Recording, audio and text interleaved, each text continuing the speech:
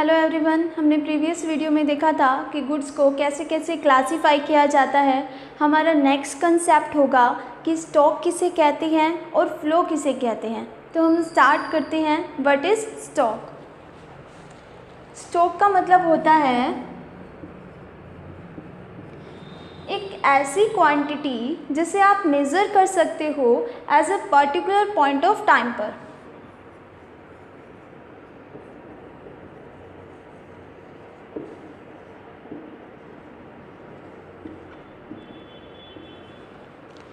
For example, जैसे आपके bank account में ₹1 लाख डिपॉजिट है, तो as a particular point of time वो आपके लिए एक स्टॉक हो गया। आपको पता है जैसे कि एक टैंक है, उसके अंदर जितना भी पानी है at a particular point of time पर, तो वो भी एक स्टॉक कंसेप्ट है। हम एक और एग्जांपल ले सकते हैं। आप सभी बैलेंस शीट प्रिपेयर करते हैं, तो बैलेंस शीट हम लिखते हैं बैलेंस शीट एज ओन, यानी कि उसी दिन की वो बैलेंस शीट प्रिपेयर की जाती है, तो वो भी as a particular point of time होती है। तो ये भी एक स्टॉक कंसेप्ट है। तो ये हमारे कुछ एग्जाम्पल थे जिन्हें हम स्टॉक के अंदर इंक्लूड करते हैं। अब हम जानेंगे कि फ्लो किसे कहते हैं।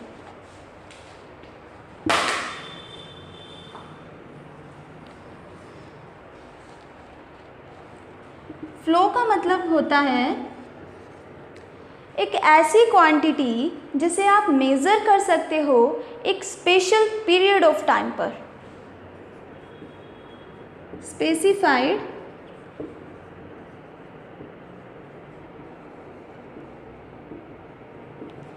पीरियड ऑफ टाइम, मतलब जिसको आप एक स्पेशल पीरियड पे मेज़र कर सकते हो, ना कि पॉइंट ऑफ टाइम पर। फॉर एग्ज़ाम्पल, जैसे मोटर से एक टैंक के अंदर पानी जा रहा है, तो जो मोटर से पानी जा रहा है वो एज अ फ्लो कंसेप्ट हो गया। अगर आप उस पानी को यूज़ कर रहे हो तो वो भी फ्लो कंसेप्ट के अंडर आएगा। अब जैसे आपके बैंक अकाउंट में 1 लाख रुपए जमा था और आप हर महीने विड्रॉल करवा रहे हो उसमें 10,000 रुपीज़, तो वो भी आपका एक फ्लो कंसेप्ट है। और जैसे कि हम देख सकते हैं कि हमारा जो P&L अकाउंट हम बनाते हैं, जिसे हम बोलते हैं प्रॉफिट एंड लॉस अकाउंट, इसे हम बनाते हैं for the year ended.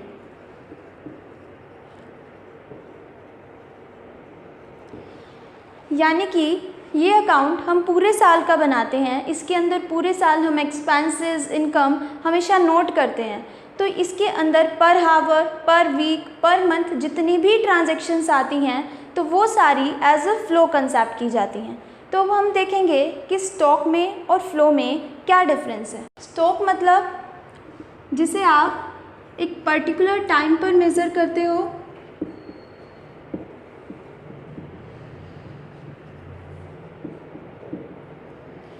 And flow मतलब जिसे आप मेज़र करते हो as a specified period of time पर।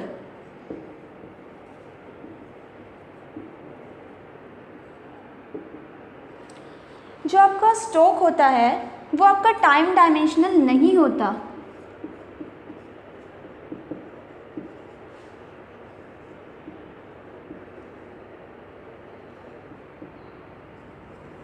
मतलब जिसे आप एक पॉइंट ऑफ टाइम पर ही मेज़र कर सकते हो, लेकिन जो आपका फ्लो होता है वो आपका टाइम डायमेंशनल होता है।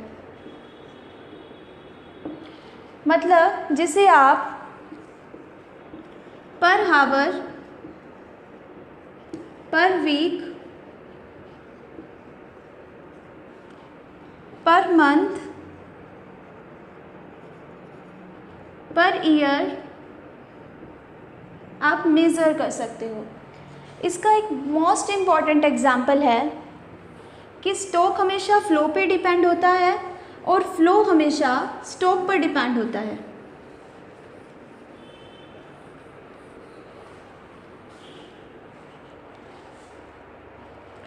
जितना ज़्यादा आपके पास स्टॉक होगा उतना ही ज़्यादा फ्लो कर पाएंगे, और जितना ज़्यादा फ्लो करेंगे उतना ज़्यादा आपका स्टॉक होगा। हम एक एग्जाम्पल लेके चलते हैं। जैसे आपके बैंक अकाउंट में 1 लाख रुपीज़ डिपॉजिट हैं।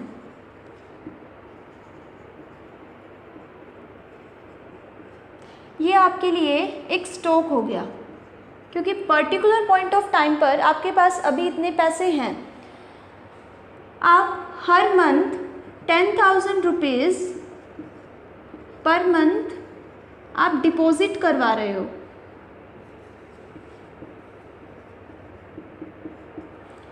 एंड 5,000 रुपीज़ आप पर मंथ विड्रॉल करा रहे हो।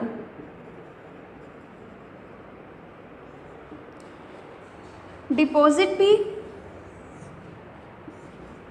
और विड्रॉल भी,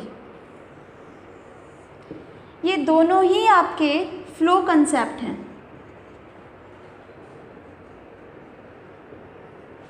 क्योंकि ये पर मंथ किया जा रहा है, यानी कि एक स्पेशल पीरियड ऑफ टाइम पे ये किया जा रहा है। जो हमारा स्टॉक होता है वो फ्लो पे डिपेंड है, और जो हमारा फ्लो है वो स्टॉक पे डिपेंड है।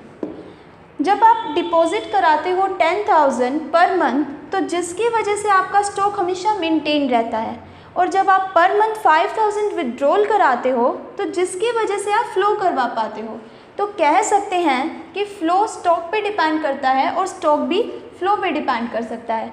तो जितना ज़्यादा आपके पास स्टॉक होगा तो आप उतना ज़्यादा फ्लो कर पाएंगे, और जितना ज़्यादा आप फ्लो करेंगे उतना ज़्यादा आपके पास स्टॉक भी मेंटेन होगा।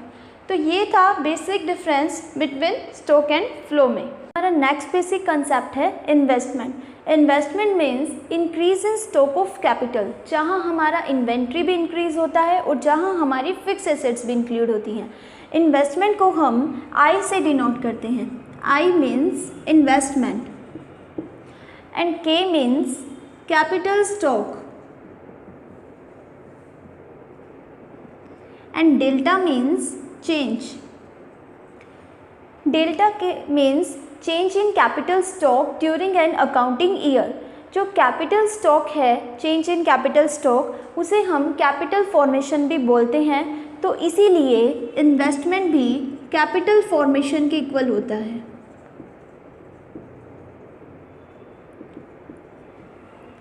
इसके अंदर हम जो गुड्स को यूज़ करते हैं वो क्या तो रिप्लेस करने के लिए एग्जिस्टिंग स्टॉक को, या उसमें एडिशन करने के लिए स्टॉक को हम यूज़ करते हैं। तो इन्वेस्टमेंट जो होती है वो हमारी फर्दर क्लासिफाइड होती है 2 पार्ट्स में, fixed investment and inventory investment. Investment है फिक्स्ड इन्वेस्टमेंट। फिक्स्ड इन्वेस्टमेंट मतलब कि increase the stock of fixed asset, जहाँ फिक्स्ड एसेट का जो स्टॉक है वो इंक्रीज होता है during an accounting year. For example 2018 में प्रोड्यूसर के पास बिगनिंग में प्रोड्यूसर के पास 8 मशीन्स थी, पर एंडिंग में उसके पास 10 मशीन होती हैं।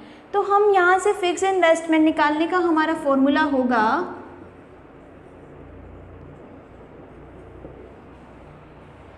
Stock of fixed asset of beginning is subtracted from stock of ending fixed assets, यानी कि 10 - 8 = 2। तो ये हमारी फिक्स इन्वेस्टमेंट आ गई। फिक्स इन्वेस्टमेंट को हम बोलते हैं fix capital formation. Fix investment के कुछ बेनिफिट्स होते हैं। फिक्स इन्वेस्टमेंट का फर्स्ट बेनिफिट होता है, अगर हमारे पास फिक्स एसेट ज़्यादा होंगी तो हमारी प्रोडक्शन कैपेसिटी इंक्रीज होगी।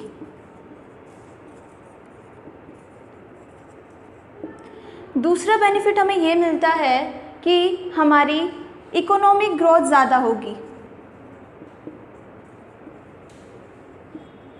हमारा थर्ड बेनिफिट हमें मिलता है कि हमारा जीडीपी ग्रोथ होगा।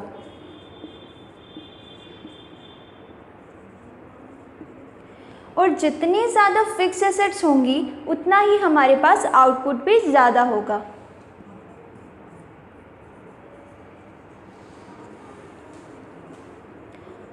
तो ये कुछ मेन बेनिफिट्स हैं जो फिक्स इन्वेस्टमेंट की वजह से हमें मिलते हैं। हमारी नेक्स्ट इन्वेस्टमेंट है इन्वेंट्री इन्वेस्टमेंट। इसके 3 पार्ट्स होते हैं, यानी कि इसके अंदर आता है raw material, semi finished goods and finished goods. Inventory investment का जो फॉर्मूला है वो होता है जो हमारा एंडिंग का इन्वेंट्री स्टॉक है उसमें से बिगनिंग का इन्वेंट्री स्टॉक को सब्ट्रैक्ट किया जाता है। हमें रॉ मटेरियल की नीड क्यों होती है, क्या बेनिफिट होता है अगर हम इन्वेंट्री इन्वेस्टमेंट को मेंटेन रखेंगे। अगर हमारे पास प्रॉपर रॉ मटेरियल है तो हमारी सप्लाई में कोई भी इंटरप्शन नहीं आएगा, डे टू डे परचेजेस को अवॉइड किया जा सकेगा, और अगर फिनिश्ड गुड्स हैं तो कस्टमर की डिमांड को मीट किया जा सकेगा और कस्टमर किसी दूसरे शॉपकीपर के पास शिफ्ट नहीं होंगे। इन्वेंट्री इन्वेस्टमेंट फर्दर 2 पार्ट्स में क्लासीफाई होता है, desired investment and undesired inventory investment.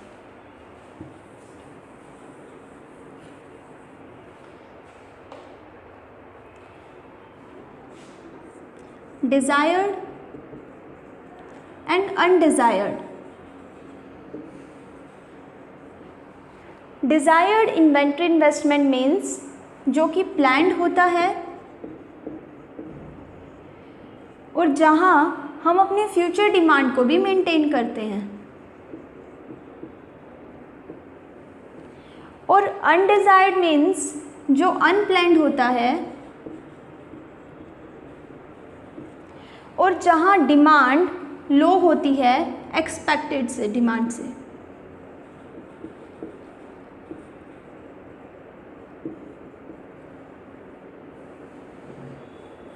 For example, जैसे कि एक प्रोड्यूसर है, वो सोचता है कि उसे थाउजेंड्स मशीन्स को सेल करना है, तो ये था डिज़ायर्ड एंड प्लान्ड। लेकिन उसमें से 500 मशीन्स ही सोल्ड आउट हो पाती हैं और जो 500 हैं वो यहाँ रिमेनिंग रह जाती हैं।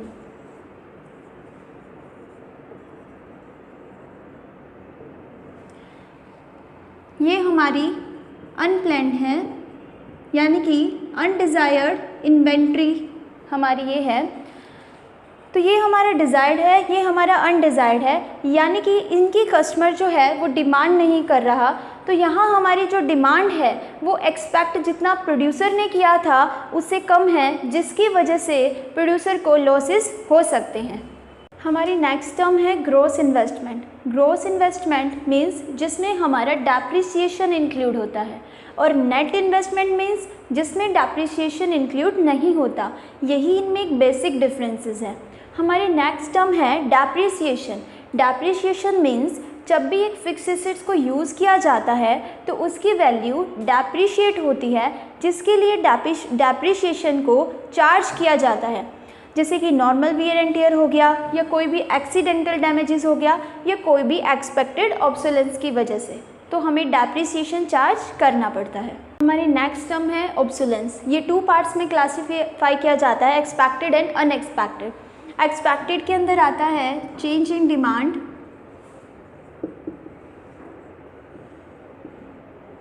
And change in technology.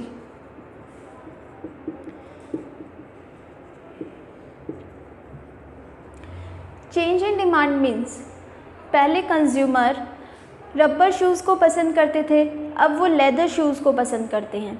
और चेंज इन टेक्नोलॉजी मीन्स पहले consumer black and white TV का यूज़ करते थे, अब उसके बाद कलर टीवी आया, उसके बाद LCD, फिर LED। तो ये वो एक्सपेक्टेड ऑब्सोलेंस होता है, यानी कि जिसे प्रोड्यूसर पता लगा सकता है अपने नॉलेज और अपने एक्सपीरियंसेस के बेसिस पे। लेकिन अनएक्सपेक्टेड कौन सा होता है? जो नेचुरल कैलेमिटीज़ की वजह से होता है, जैसे कि earthquake, fire and flood. And unexpected का दूसरा रीज़न भी है कि fall in market value.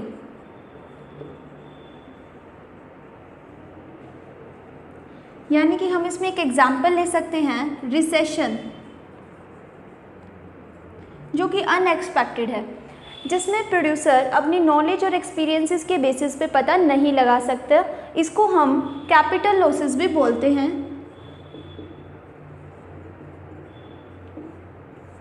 And depreciation में ओनली एक्सपेक्टेड ऑब्सोलेंस ही इंक्लूड होता है, अनएक्सपेक्टेड ऑब्सोलेंस डेप्रिसिएशन में इंक्लूड नहीं किया जाता।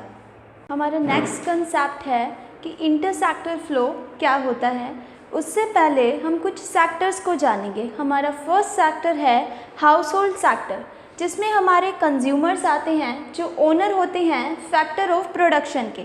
फैक्टर ऑफ प्रोडक्शन मतलब जिसके अंदर land, labour, capital and entrepreneurship skills आती हैं।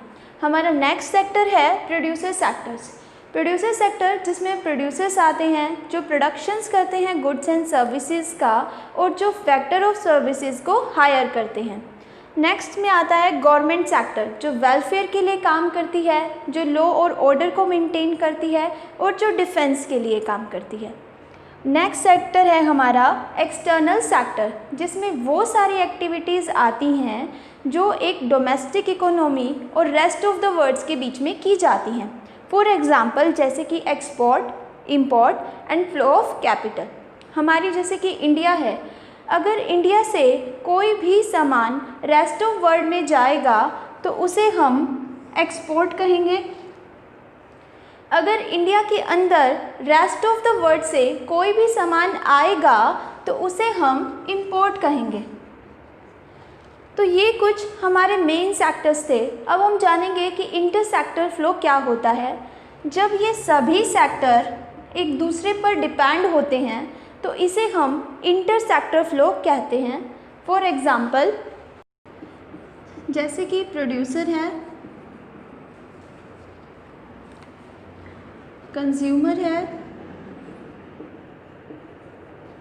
एंड गवर्नमेंट है। जो प्रोड्यूसर है वो कंज्यूमर पर डिपेंड होता है। क्यों होता है? क्योंकि वो कस्टमर्स को ही गुड्स एंड सर्विसेज को सेल करता है और उनसे फैक्टर ऑफ प्रोडक्शन को हायर करता है।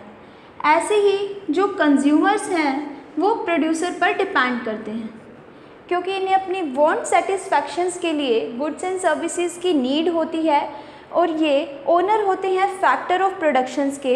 जब प्रोड्यूसर सेक्टर्स इनसे हायर करते हैं फैक्टर सर्विसेज को तो कंज्यूमर सेक्टर्स उनसे पेमेंट्स को रिसीव करते हैं।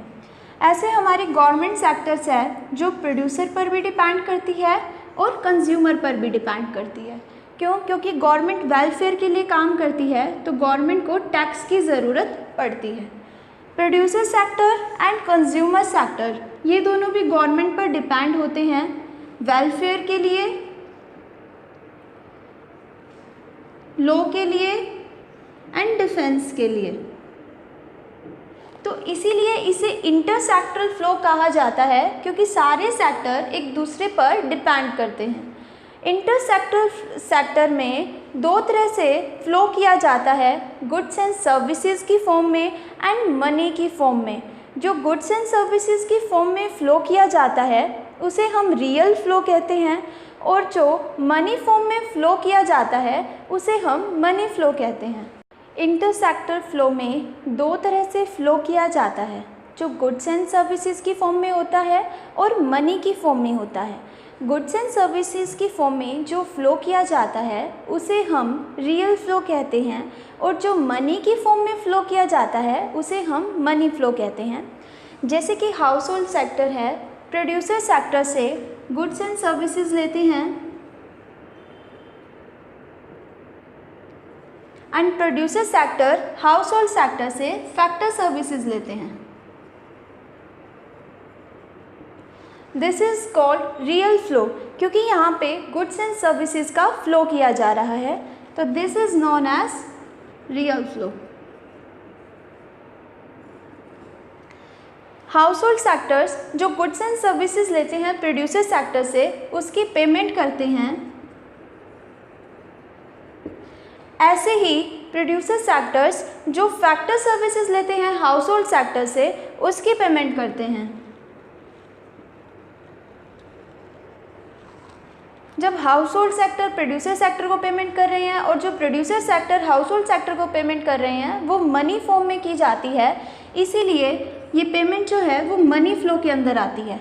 तो हमने देखा कि गुड्स एंड सर्विसेज का जो फ़्लो हो रहा है वो रियल फ़्लो कहलाता है, और जब पेमेंट की जाती है तो वो मनी फ़्लो कहा जाता है। हमारा लास्ट कंसेप्ट है सर्कुलर फ़्लो ऑफ इनकम। यहाँ पर 3 एक्टिविटीज़ होती हैं, प्रोडक्शन, इनकम एंड एक्सपेंडिचर। ये तीनों एक्टिविटी इक्वल होती हैं। यहाँ ये पता लगाना मुश्किल होता है कि कौन सी एक्टिविटी पहले की जाती है। सर्कुलर फ़्लो ऑफ इनकम एक ऐसा मॉडल है जहाँ पे कुछ अजम्पशंस भी आती हैं। इसकी अजम्पशंस हैं कि यहाँ पर हाउस होल्ड सेक्टर और प्रोड्यूसर सेक्टर ही होगा, यहाँ क्लोज इकोनॉमी होगी। क्लोज इकोनॉमी मतलब जहाँ कोई भी एक्सपोर्ट और इंपोर्ट नहीं होगा, और यहाँ पर गवर्नमेंट सेक्टर इन्वॉल्व नहीं होगा। तो हम स्टार्ट करते हैं production of goods and services.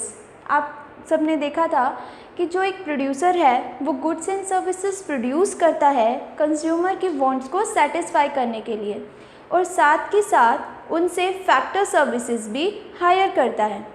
इसी तरह जो हमारे कंज्यूमर होते हैं वो भी प्रोड्यूसर से गुड्स एंड सर्विसेज को परचेज करते हैं। जिस तरह से कंज्यूमर्स की जो वांट्स हैं वो अनलिमिटेड होती हैं, उनकी वांट्स का कोई एंड नहीं होता, उसी तरह से प्रोडक्शंस का भी कोई एंड नहीं होता। जो इनकम जनरेशन में हम कह सकते हैं कि जैसे कि प्रोड्यूसर सेक्टर्स ने गुड्स एंड सर्विसेज को सॉल्व किया तो वहाँ से उन्हें इनकम जनरेट होती है, और जैसे उन्होंने फैक्टर सर्विसेज हायर की थी तो वहाँ उन्हें फैक्टर पेमेंट करनी पड़ती है कंज्यूमर सेक्टर्स को, जो कंज्यूमर्स के लिए एक इनकम जनरेशन का काम करती है।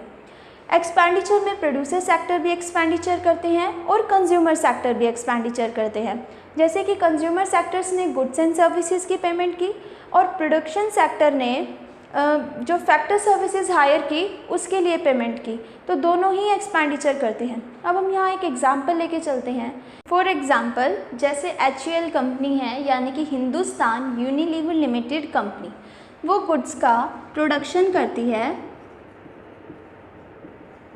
और साथ में अपने एम्प्लॉयज़ को सैलरी भी देती है। जब वो गुड्स का प्रोडक्शन कर रही है ताकि वो कंज्यूमर को सॉल्व कर सके और वहाँ से इनकम जनरेट कर सके, और एम्प्लॉय को जो उन्होंने सैलरी दी है वो कंपनी के लिए एक एक्सपेंडिचर है, पर यही एक्सपेंडिचर एम्प्लॉयज़ के लिए इनकम का काम करेगा, लेकिन वो इसी इनकम को एक्सपेंडिचर में कन्वर्ट कर देंगे अपनी बेसिक नीड्स को पूरा करने के लिए। तो यहाँ ये पता लगाना बहुत मुश्किल है कि पहले प्रोडक्शन किया गया या उन्हें सैलरी दी गई या यहाँ से इनकम जनरेट हुई। हो सकता है कि एम्प्लॉयज़ के पास इनकम थी इसीलिए उन्होंने एक्सपेंडिचर किया, फिर से प्रोडक्शन स्टार्ट हुआ, या हो सकता है कि उन्होंने पहले एक्सपेंडिचर किया फिर प्रोडक्शन किया गया, फिर कंपनी को इनकम जनरेट हुई, ऐसे एम्प्लॉय को इनकम जनरेट हुई। या हम कह सकते हैं कि पहले प्रोडक्शन हुआ था फिर उन्हें सैलरी मिली, यानी कि उनके ऊपर एक्सपेंडिचर किया गया, फिर कंपनी को भी इनकम जनरेट हुई। तो ये सारी एक्टिविटीज़ एक दूसरे के ऊपर डिपेंड है, इसीलिए इस मॉडल को ट्रिपल आइडेंटिटी भी कहा जाता है। इसीलिए यहाँ ये पता लगाना मुश्किल है कि कौन सी एक्टिविटी फर्स्ट आएगी, कौन सी एक्टिविटी सेकंड नंबर पे है और कौन सी थर्ड नंबर पे है। तो ये हमारा लास्ट कंसेप्ट था। अब ये चैप्टर कंप्लीट हो गया है। अगर आपको कोई भी डाउट है तो आप उसे कमेंट सेक्शन में पूछ सकते हैं। अगर आपको वीडियो अच्छी लगी तो प्लीज़ लाइक कीजिए एंड शेयर कीजिए।